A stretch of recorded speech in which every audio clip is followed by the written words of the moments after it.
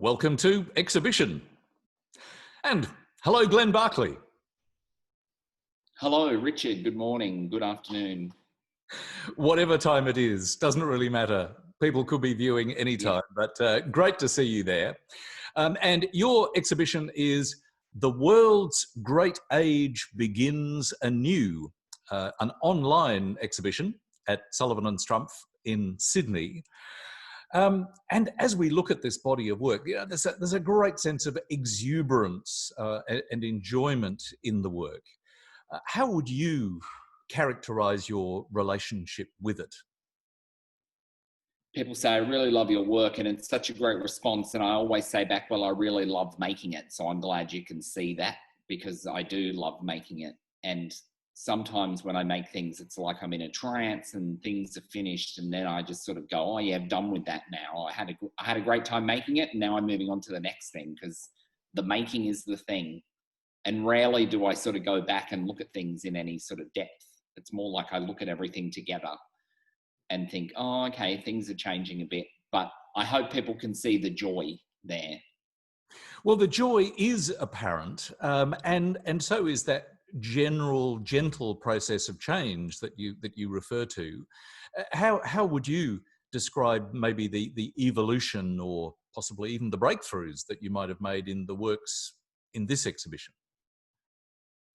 Ceramics is this interesting material, and I suppose it's like any sort of medium that any sort of artist uses. Is the more you use it, the more just sort of capacity you can have to make it work to your will and what you want it to do.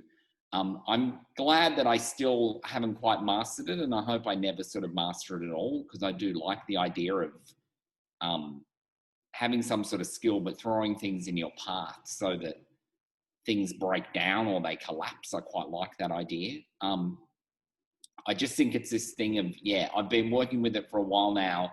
I have an idea of what I might like to make, and I feel like I can pursue it and almost get the thing that I was thinking of that comes out. Is that idea of as you say, almost making it, that kind of slight imperfection, is that part of what's important in the exuberant sharing of it? I'm interested in the idea of chance and losing control when you put things in the kiln as much as anything else. Like, you put an object in the kiln and you sort of kiss it goodbye, because it might blow up. Like, who knows? You hope it, like, fingers crossed, things don't blow up as much as you think, but you put it in there, and when it comes out, it's a completely different thing, which is why I sort of do get obsessed with an object. And then once I've finished it, I move on to the next thing. And if things happen randomly, that's great. I sort of do. You have to be open to that. You mentioned how much you enjoy the physicality of the making of these objects. How or do you differentiate the physical process from the intellectual intent of the work, or do they blend entirely together? It's funny because the show at Sullivan and Strumpf, the online show, so it's called The World's Great Age Begins Anew, and that sort of came out of reading and thinking about tempi, of all places. And most people, when you say tempi, they think of the tip. It's the thing that people go, oh yeah, tempi tip. It's the first thing that comes to mind. But tempi, the name tempi, actually comes from the Vale of Tempe, which is where the Greek gods used to go to rest, which is an actual place in Greece. So Tempe, which is always sort of about the tip, it's actually about this sort of Greek vale. And the man who built it, Alexander Spark, sort of wanted to drape this sort of romantic, classical ideal onto this landscape where the indigenous people, they already had their own mythology and their ideals. They sort of didn't need that borrowed Greek thing, but because the colonials were so blind to what was going on, they sort of dropped this other series of sort of ideals on top of that landscape. So I was thinking about that, if that's a way to sort of find an entry into these works.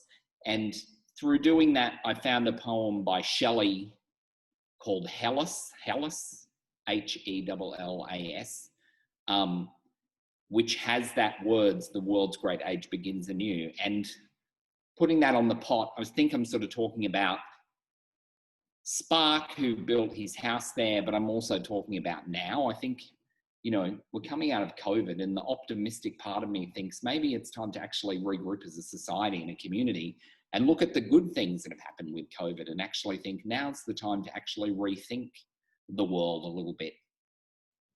Going back to the works themselves again in this exhibition, there seems quite a division between works which are relatively simple in their form and in their presentation, and works which are extremely complex and ornamented and constructed. Why those two worlds for you? Because it's good to have a break, Richard. And sometimes you need to do that, and sometimes you need to do that other thing. And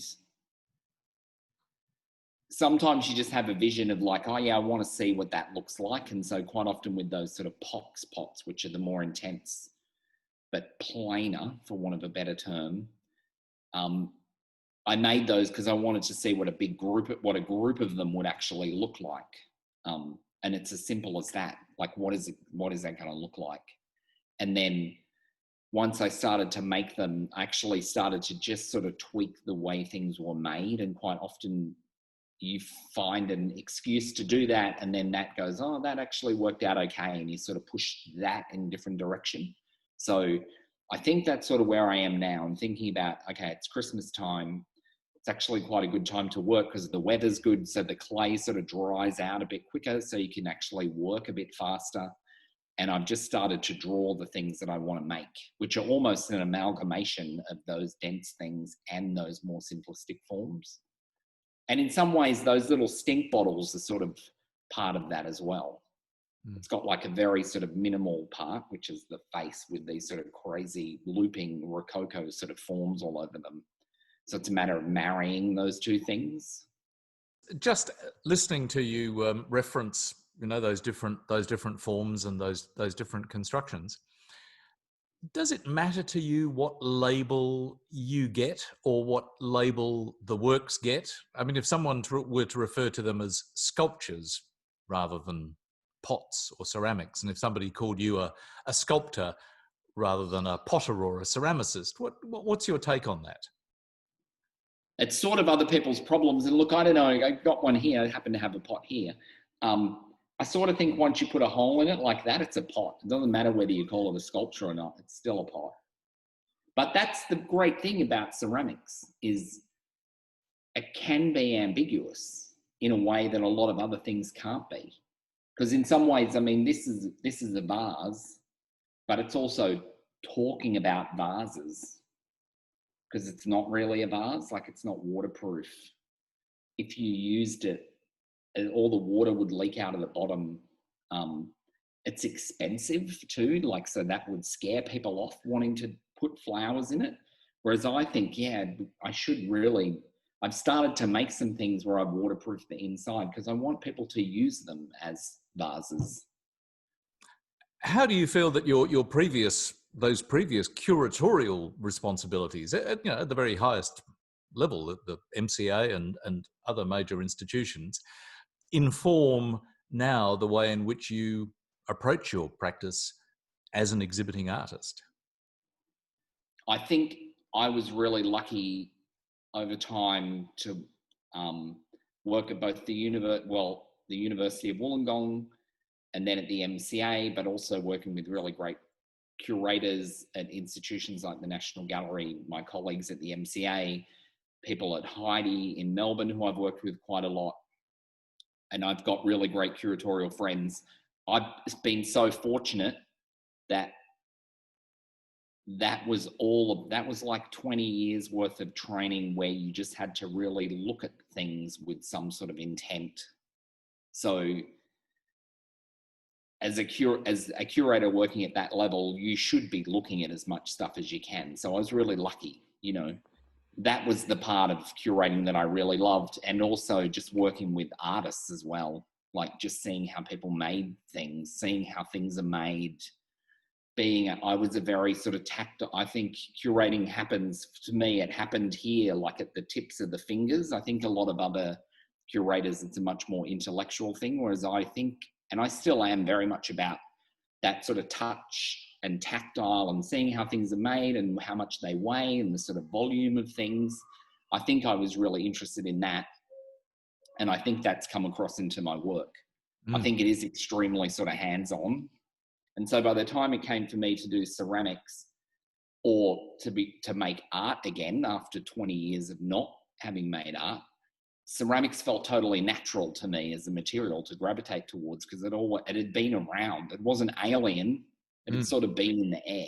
And what is that great term? Socializing the idea. I'd already socialized the idea of ceramics. Going back to the works themselves, over the years, the elements in your work seem to have become more complex and more diverse. There seems to be even more emphasis on that kind of micro-macro combination in the work. So are you conscious of moving in that sort of direction of increasing complexity? Yeah, I am. But then funnily enough, I'm also thinking about how to simplify things. So it's that sort of push-pull is quite interesting, and trying to work out how do I make things easier for myself, which could have something to do with it, because when you glaze these things, they take forever. And if you speak to most ceramicists, they're like, glazing is the worst thing in the world. And I sometimes think, I wish I was just one of these potters that just dipped it in a bucket and then you put it in the kiln and it's done. A big influence on you over the years has been your very serious, but also your joyous interest in horticulture and in plants and in the garden and the complexity of the garden environment. Are these works, in a sense, becoming more and more like small gardens, small, maybe even coral reefs? They have that almost organic sense of growth about them. Yeah, I always think though, Richard, they're more like compost heaps. Because I think that, I think the internet is just like a compost pile, and it's just people are excavating and searching through it all the time, and they're either trying to refine it or they're adding like sort of crap to it, and it's getting bigger and bigger, and you've got to sort of dig to the bottom to find the good stuff. I think the internet's a bit like that, and I think my work is a bit like that. It's like a historical compost pile. You mentioned the historic elements, and there's a lot of history built into your works, or many of your works anyway. How important is that sense of historical reference in the works that you create? It could be maybe the most sort of key central element in the work. I don't think I would never claim to be making anything new in terms of the sort of shapes that I use. They're quite often shapes that are related to sort of Chinese pottery in particular, like certain types of shapes, but then also Greek pottery as well that I look at quite a lot. And then a lot of the tokens that I use come from sources like Wedgwood or Australian sort of production pottery, where I've made molds off things and that's what I think we're at a sort of point. This is going to sound really sort of cynical, but we're at a point where the civilization as we knew it of the past sort of 1,000 years or so, that's been sort of dominated by Europe and then sort of European classical thinking and that sort of enlightened thinking, I think it's coming to an end. And I want my pots to sort of almost capture something that's happened and gone. And pottery has a really great capacity to do that. And often there are faces. You were talking about making molds. You've made molds of certain faces. We've got William Morris. We've got, in fact, at this exhibition, we've got Trump and we've got Obama as well, and Homer. Yeah. Give us a sense of why faces, actual human faces, are included so frequently. It's sort of like one of those things that I don't know, is it a stupid answer to just say because I really like them, and I'm sure that someone when you're working with clay, I'm sure people have this sensation of actually when you make something using a mold, and you get it out of the mold and you can just go, wow, that's amazing. Like that looks just like that face. Yeah. And it's quite often quite exciting. And then, you know, other people, they'd be happy just with the mold and that's all they do. Whereas I quite often cover them in these sort of poxed dots and holes because I can't stand the idea of, I find it, that would be very lazy to me to just leave it as it is. And I think those faces are interesting because they open up other worlds. So if you use Trump, oh, now it's about Trump. Yeah. Or if you use Obama, it's like, just by the virtue of it's Obama, it's about Obama. And so then that opens up all these other worlds as well for other people to pursue and think about. And there's something quite ridiculous about turning Trump into, I think he's called split-faced Trump stink bottle, which I quite like. Like, yeah, here's a bit, he would be perfect for a stinky, like his.